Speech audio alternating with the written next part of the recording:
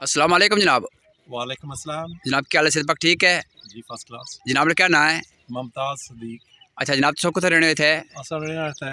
मोड़ा त्याल। अच्छा तो माशाल्लाह जी नाजी चलो जुली के मजीद सी जगह दसने जेह्ड़े इन्हें रास्ता खुला किया माशाल्लाह। इस अलावा नाजरीन की जेह्ड़े बूटे लगे हैं वो भी दसने माशाल्लाह नाजी तक सकने नाजरीन ने जुली के रास्ता भी दसने नाले जो बूटे ले माशाल्लाह खूबसूरत वो भी दसने नाजरीन नाले सब तो पहले मैं दुआ करना जिन्हें बंदियां ज़मीन दी है जिन्हें बंदियां खर्चा किया पापे ने टाइम दिता जहर नाजरीन ओवरसीज़ हुई कि इतनी गर्मी च खाली के कम करना बड़ा मुश्किल कम हो जाना। अल्लाह ताला के दुआ करने अल्लाह पाक सब खुश रखे अल्लाह ताला सब हक सच लिखने नहीं बोलने दसे तफीक मैं नाजरीन माशाल्लाह सो के जेके तक सो रास्ता भी इतना खुला हो जैसी प्लस खूबसूरती बनी सके जी दस नाजरीन ए नाजरीन तक सकते हमारा रक्षा टाइम खलता दसना जाएगी ज़रा नाजरीन थोड़ी रोड कम सी बहुत सारी मैं रक्षा असली इस वजह तो खुलाई के वीडियो बनाई रहा कि वहाँ में पता लगा है वह कितना रास्ता सी कितना नहीं रास्ता हूँ नाजरीन इस टाइम उन्होंने रक्षा निकाल खलता अगर इतने कार होने नाजरीन बड़ा मुश्किल हो जाना सी माशाल्लाह उन्होंने अगर तक सकने हो जी ये चिट्टी कंक्रीट बाजरी जी पी है ताज़ा कम होया जरा तो यह नाजरीन जरा पुराना कम सी सड़क सी जी तो यह भी नवी माशाल्लाह एक कितनी फुट होगी तकरीबन पापा होना तकरीबन 20 फुट है। 20 फुट तो ज़्यादा होगी तकरीबन 20 फुट है। यस डबल गड्डी एक आ सकनी दूई लंघी सकनी है माशाल्लाह कोई रुकावट नहीं मोटरसाइकिल और रक्षा अच्छे जी ते तुस बूटे कितने लाने हुन ये बूटे सारे जैसे सड़क ने अंदर बाहर ग्रां जी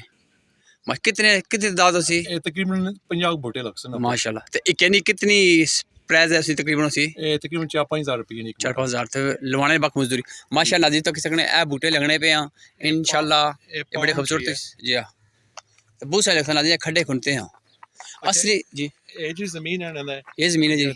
ये अंकल यूनुस आजाद और फैमिली नहीं है जी ये कभी पता सारे अपनी जमीन है माशाल्लाह माशाल्लाह ते और अगे आप दसा साडी नहीं है भाई शौकत और नहीं जी वो भी दसो इंशाल्लाह शिराज और नहीं फैमिली माशाल्लाह जी तक सकने लोड रखे ऊपर इस टाइम बूटे लद्दी कहते हैं ये भाई नवीद और नर्सरी बूटे मेरे को ते आए जी कहना से नर्सरी ना नवीद नर्सरी फार्म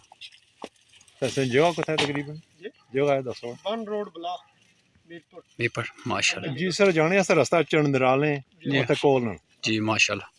अच्छा नाज़रीन माशाल्लाह तक उसी सड़क कितनी ज़्यादा खुली है कल ये करना सा नाज़रीन रास्ता साफ रखना रास्ता ज़्यादा देना ये भी सदका जारिया है माशाल्लाह तक नाज़रीन कंध भी पट्टी के नवी चाड़ी है ना प्लस नाज़रीन इधर भी सड़क खुली करती है अगर जुली के दसने ये बहुत नाज़रीन अच्छा कम है तो बाकी वहाँ में इलाके की गुजारिश करना बूटे लो एक नैचुरल जी सी वाह लपसी ऑक्सीजन लपसी ने बूटे की तरफ लपसी प्लस नाज़रीन सब तो बड़ी गल है सो तक रास्ता कितना खुला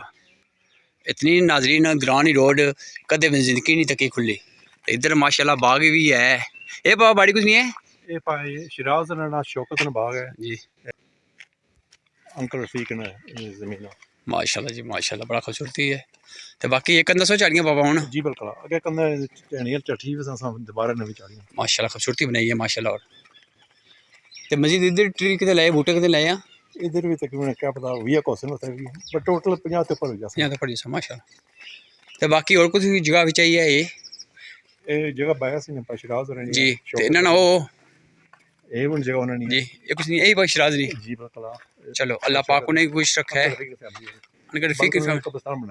माशाल्लाह जी नाजरीन जी दीवार पल्ली साइड जगह दसनी है कब्रिस्तान बनता है तो इधर नाजरीन माशाल्लाह तक सकते खूबसूरत खूबसूरत बूटे भी लगे हैं इंशाल्लाह थोड़े दिनों बाद इन्हें पानी से लगती सही सोने जैसा माशाल्लाह नाजरीन सब खूबसूरत मस्जिद तक सकने माशाल्लाह तो कितने ज़्यादा बूटे लगे हैं तो बाकी अल्लाह ताला के दुआ करने अल्लाह ताला जिन्हें जिन्हें बंदे ज़मीन दी है जिन्हें जिन्हें टाइम दिता अल्लाह पाक ने सब खुश रखा है ज़रा नाजरीन सच्ची गल है कि ओवरसीज़ भाई ना होई कै ज़रा तुझे पता है कि कुछ टाइम पाकिस्तान अच्छने पाकिस्तान रही कै बंदे अपने कम नहीं मुकने इन्ना फिर माशाल्लाह सर खुली करती है बूटे लाए अल्लाह पाक ने खुश रखा है तो बाकी नाजरीन अगर कोई वीडियो दसने बोलने गलती हुई वाजे करना अल्लाह हाफिज़।